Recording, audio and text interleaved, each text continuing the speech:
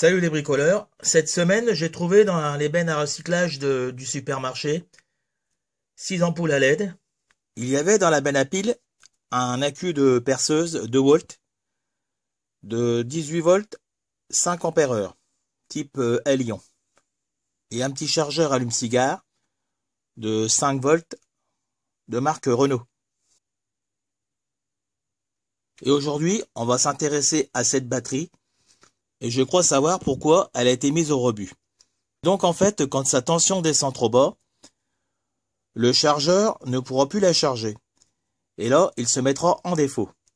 Il y a donc une astuce pour remédier à ça. Il suffit de lui appliquer une tension de 19 volts à ces bornes. Mais comme je n'ai pas de chargeur, je vais vous montrer comment je vais faire pour la recharger, car elle va me servir pour fabriquer une lampe. Mais avant, on va déjà voir qu'est-ce qu'il y a à l'intérieur. Bon, sur le côté, il y a un petit indicateur de charge, mais quand j'appuie dessus, il n'y a rien qui s'allume.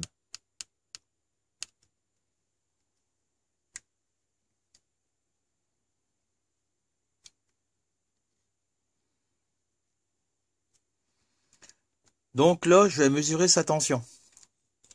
Il y a une borne, c'est marqué B+, et ici B-, sur les deux extrémités.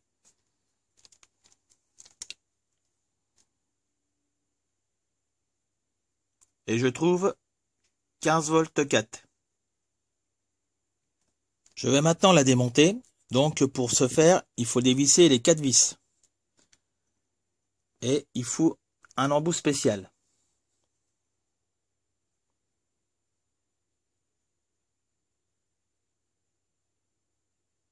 Bon, l'embout, je l'ai trouvé dans le coffret de chez Aldi, de marque Workzone.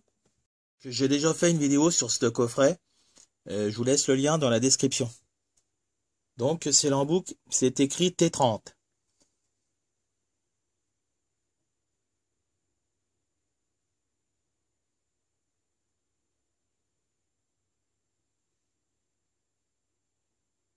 Donc pour l'ouvrir, il faut tirer le couvercle jaune.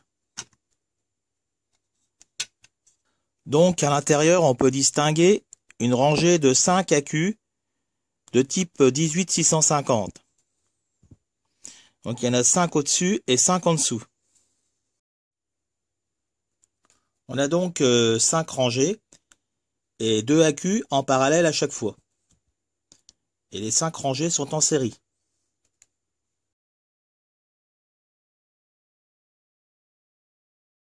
Trois volts 7 de tension nominale multiplié par 5, ce qui nous fait 18 volts 5.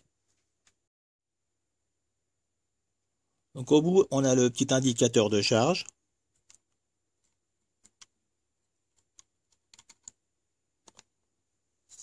Donc on peut distinguer le bouton poussoir et 3 LED.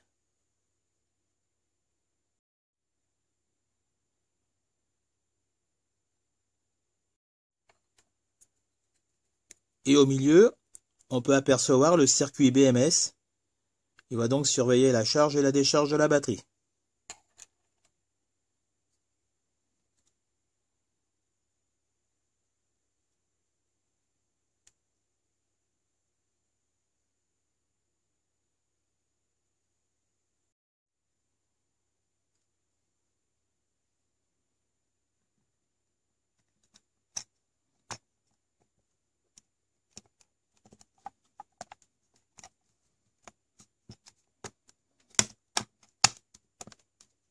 Maintenant, on va voir comment faire pour la recharger. Donc, si vous n'avez pas le matériel pour, ou si vous n'êtes pas sûr, ne le faites pas. Il faut donc une alimentation de labo réglable en tension et en courant. Il faut ajuster la tension de sortie sur 19 volts.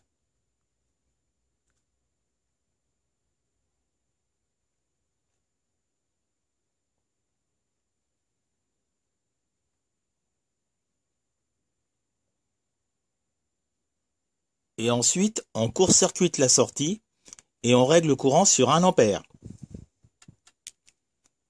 Donc là, j'ai 1 ampère. J'ai récupéré 2 lamelles de cuivre et j'ai soudé 2 fils dessus. Donc le cuivre, on peut en trouver sur AliExpress.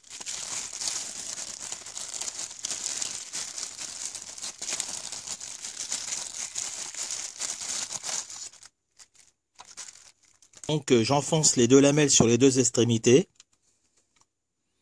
Donc ici c'est marqué B+, je mets le fil rouge. De l'autre côté, je mets le fil bleu sur B-.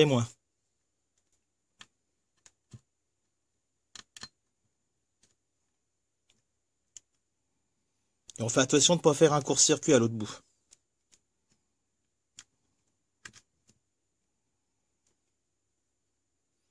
Et là, on va brancher notre alimentation. Donc, il ne faut pas se tromper de brochage. Donc, le moins et le plus.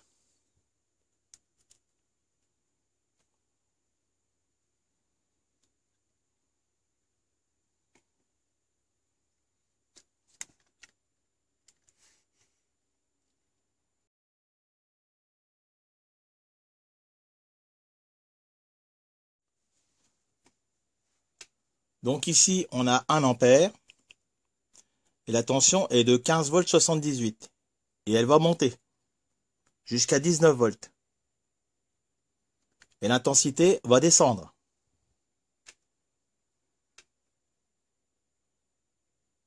Au bout de 17 minutes, je suis à 17 volts 4.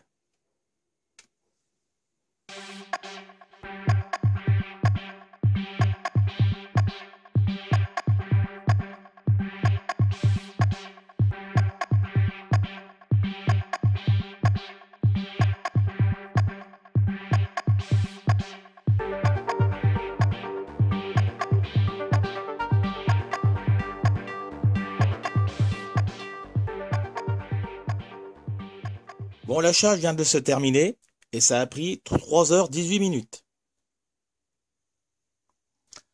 Donc j'ai collé 2 petites pastilles là pour repérer, pour pas qu'il y ait d'erreur de polarité.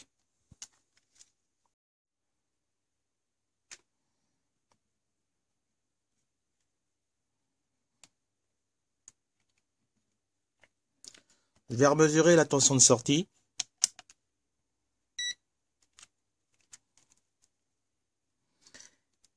Et maintenant, je trouve 19 volts.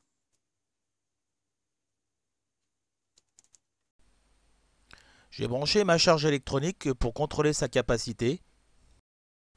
Je l'ai déchargé jusqu'à 15 volts et j'ai trouvé 3,09 ampères-heure. Il a fallu 2 h 04.